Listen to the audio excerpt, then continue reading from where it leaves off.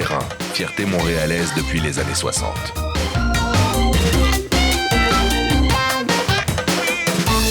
Ce réseau de tunnels et galeries permettait de relier de l'intérieur édifices, commerces, universités, salles de spectacle, métro, entre autres.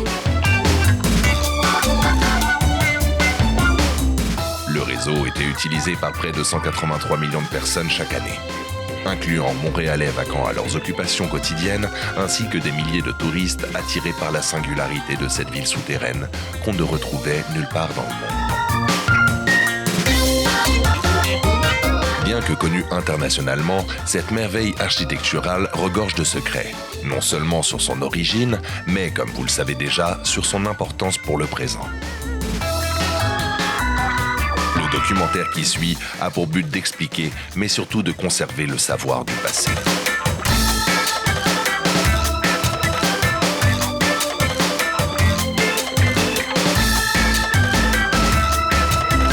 L'origine du Montréal souterrain date de bien avant les années 60. Il faut reculer en 1939, alors que la guerre fait rage en Europe. En mai et juin de cette même année, le roi George VI et la reine Élisabeth visita le Canada et les États-Unis. George VI fut le premier souverain régnant du Canada à se rendre en Amérique du Nord. Durant ce voyage, le couple royal est accompagné par le SIS, le Secret Intelligence Service, afin d'organiser une des plus grandes opérations secrètes de l'histoire britannique. Suite à la chute de Paris aux mains des Allemands, la Grande-Bretagne met en branle l'opération Fish, envoyer sa réserve d'or d'une valeur de 5 milliards de dollars au Canada. Plus précisément, dans un coffre-fort construit pour cette occasion dans le 3e sous-sol de l'édifice de la Sun Life à Montréal, qui, à l'époque, était le plus grand édifice du Commonwealth. Ils utiliseront cet argent afin d'acheter des armes directement aux Américains. Avec la défaite de l'Allemagne en Europe, les Américains, déterminés à mettre fin à la guerre immédiatement et pour se venger de l'attaque de Pearl Harbor, utilisent une nouvelle arme plus puissante que tout ce que l'humanité n'ait jamais connu. La bombe atomique. A short time ago, an American airplane dropped one bomb on Hiroshima and destroyed its usefulness to the enemy. That bomb has more power than 20,000 tons of TNT. The Japanese began the war from the air at Pearl Harbor. They have been repaid many-fold, and the end is not yet. With this bomb, we have now added a new and revolutionary increase in destruction to supplement the growing power of our armed forces. In their present form, these bombs are now in production. La guerre prendra fin officiellement une semaine plus tard. Les célébrations et les deuils seront de courte durée, car avec la victoire des Alliés vient une nouvelle menace.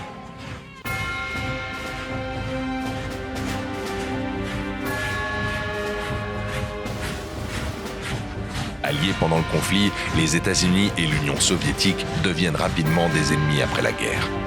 Les deux superpuissances militaires et maintenant puissances nucléaires, aux idéologies et politiques opposées, ne s'entendent pas sur comment le monde devrait être dirigé. C'est le début de la guerre froide et une tension nucléaire qui, à un certain moment, devient insoutenable. 1er janvier, une nouvelle année s'ouvre sur des perspectives assombries encore par les problèmes posés depuis la fin de la guerre et qui n'ont pu trouver de solution. Et c'est d'abord le problème européen sur lequel se penche une Amérique industrialisée à outrance qui cherche dans les possibilités de la science moderne les moyens d'augmenter sa défense et d'assurer sa force. Dans les années 50, les États-Unis et le Canada s'allient afin de créer le commandement de la défense aérospatiale de l'Amérique du Nord, ou NORAD, dont la mission est la surveillance de l'espace aérien nord-américain. NORAD déterminera que Montréal pourrait être une cible nucléaire advenant le cas d'une guerre avec l'Union soviétique. Ils estiment que ce serait une façon pour l'Union soviétique d'envahir les États-Unis par le nord. Canada's defense is here, a simple matter of geography. A world divided into two gigantic spheres of influence. If the decision ever comes to hurl the world into its greatest war, that decision will be made in the USSR and in the United States. And between the two, the shortest distance for the bomber or the intercontinental missile is over Canada. As Mr. Diefenbaker has put it, under the irresistible dictates of geography, the defense of North America has become a joint enterprise of both Canada and the United States.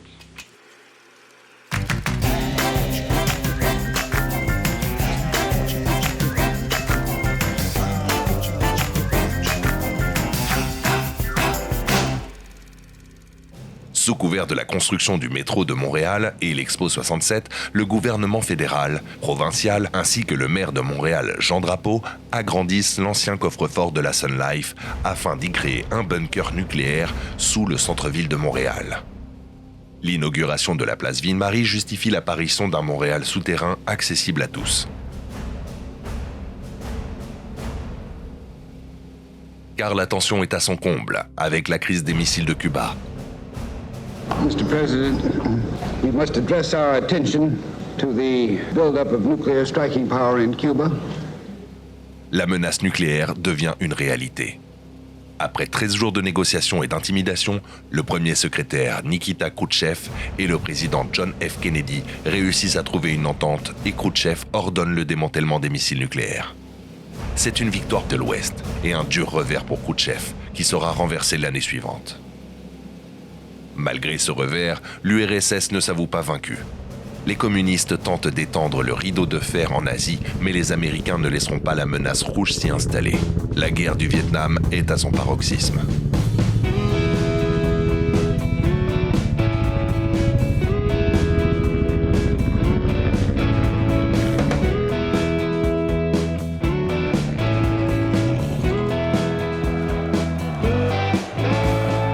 Mais un vent nouveau souffle sur l'Amérique, celui de la liberté et de l'espoir. La contre-culture bat son plein.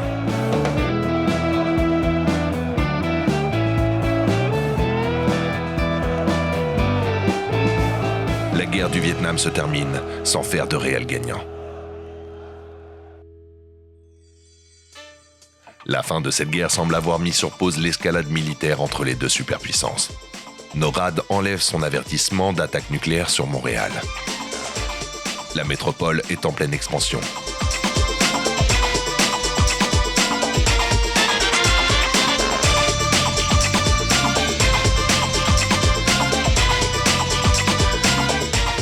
Montréal décide de continuer et d'agrandir la ville souterraine, ainsi que d'ajouter des kilomètres de tunnels, des magasins, des salles de spectacle, tout en gardant le bunker nucléaire actif.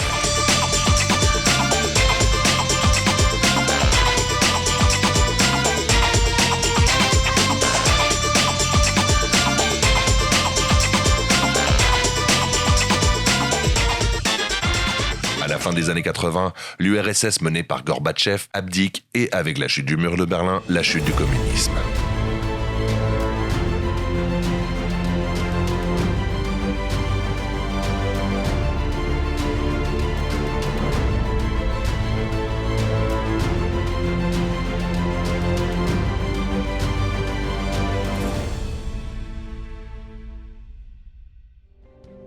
Malgré quelques conflits mineurs, la planète connaît une paix relative pour la première fois depuis des décennies.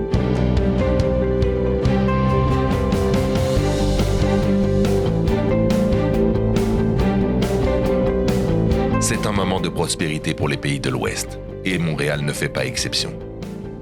On parle de fermer le bunker afin de construire de nouveaux espaces commerciaux dans le souterrain de centre-ville. Heureusement, les discussions entre le gouvernement fédéral et la ville de Montréal frappent un mur. L'armée rejette la demande. Elle veut continuer d'occuper le bunker pour des exercices militaires. Le bunker, qui était à l'époque l'édifice construit pour protéger nos politiciens provinciaux en cas d'attaque nucléaire. Alors, aujourd'hui, non, l'édifice a été refait, reconfiguré. Comme vous pouvez voir ici, des bureaux d'entraînement. Les troupes qui sont logées ici continuent de s'entraîner normalement. Puis on est un peu en phase transitoire. Dans les années 90 et 2000, tout ce qui compte, c'est la croissance économique.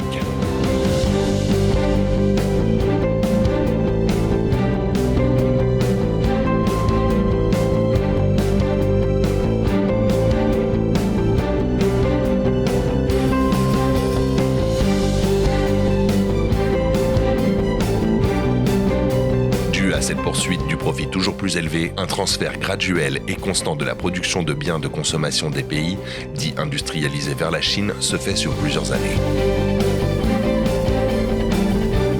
Éventuellement, la Chine s'impose comme la nouvelle superpuissance économique.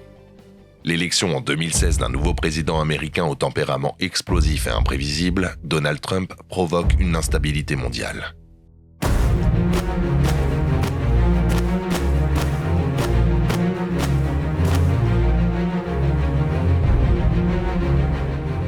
Ce dernier ne perd pas de temps à utiliser la Chine comme bouc émissaire pour les problèmes économiques de son pays. China's been ripping this country off for 25 years, for longer than that. And it's about time, whether it's good for our country or bad for our country short term, long term, it's imperative that somebody does this. Les relations se détériorent lorsque le virus de la Covid-19 paralyse la planète.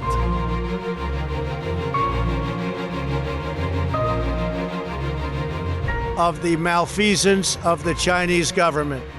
China's cover-up of the Wuhan virus allowed the disease to spread all over the world, instigating a global pandemic that has cost more than 100,000 American lives and over 1 million lives worldwide. As you know, China tried to say at one point, maybe they stopped now, that it was caused by American soldiers. That can't happen. It's not going to happen, not as long as I'm president. It comes from China. Au même moment, la Chine est aux prises avec des manifestations monstres pro-démocratie. Comme lors de la guerre du Vietnam 60 ans plus tôt, les États-Unis décidèrent de s'impliquer et de soutenir les opposants de leur adversaire, cette fois la Chine. This week, China unilaterally imposed control over Hong Kong security. This was a plain violation of Beijing's treaty obligations. 都为我们伟大的祖国感到自豪，都为我们伟大的祖国衷心祝福。在这里，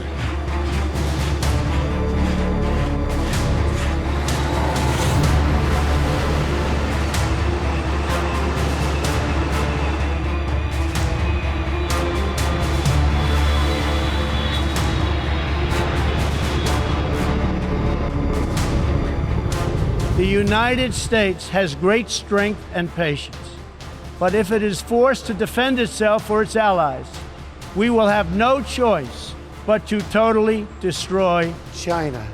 En novembre 2020, Trump utilisa le conflit sino-américain afin de se faire réélire, mais échoua. CNN projects Joseph R. Biden Jr. is elected the 46th president of the United States, winning the White House and denying President Trump a second term. Il ne reconnaîtra jamais sa The défaite. American people with an update on our efforts to protect the integrity of our very important 2020 election. If you count the legal votes, I easily win. If you count the illegal votes, they can try to steal the election from us. En janvier 2021, il rallie ses partisans et ces derniers prennent l'assaut de Right Capitole. here, we're going to walk down to the Capitol.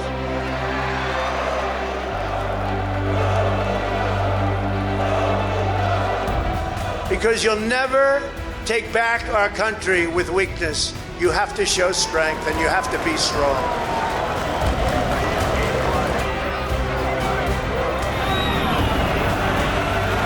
These people are not going to take it any longer. They're not going to take it any longer.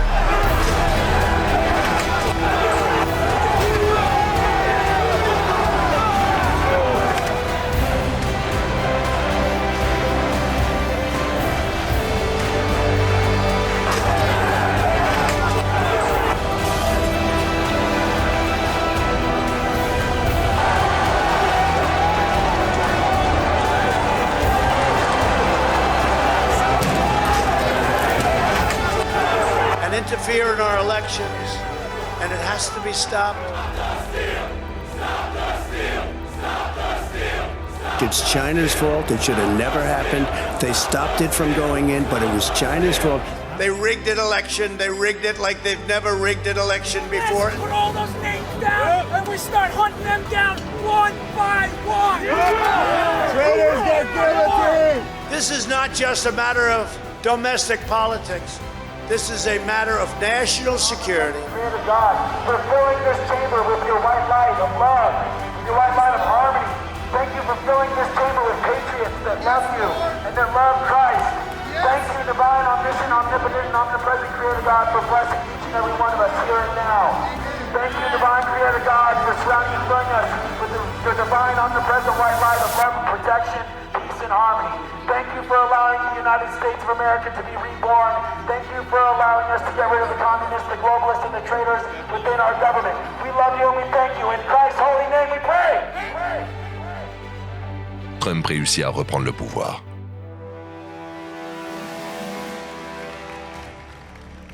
My fellow Americans, tonight, with a heart full of gratitude and boundless optimism, I profoundly accept this nomination for President of the United States. Afin de faire toute opposition, domestique et internationale, il commit l'irréparable.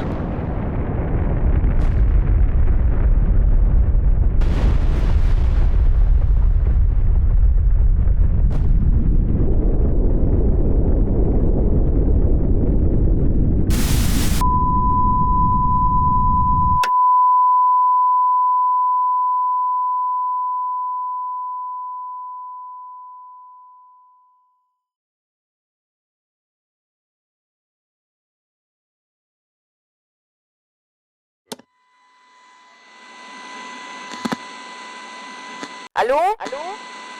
Ici Montréal. Y a quelqu'un? Allô?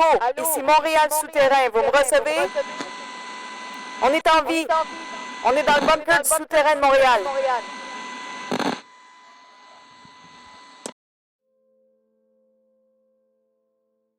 Montréal fut frappé par la bombe le 29 janvier 2021.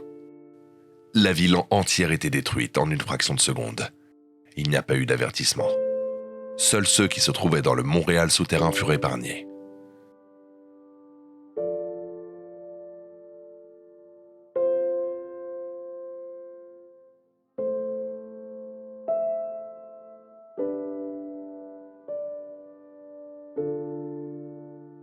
Grâce à l'abri nucléaire toujours actif, les quelques militaires qui entretenaient l'abri furent en mesure de diriger les gens qui travaillaient ou transitaient dans le Montréal souterrain vers le bunker.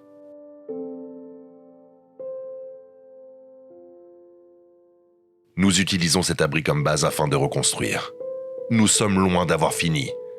Mais avec l'aide de la communauté internationale, nous réussirons à rebâtir Montréal, le Québec et le Canada.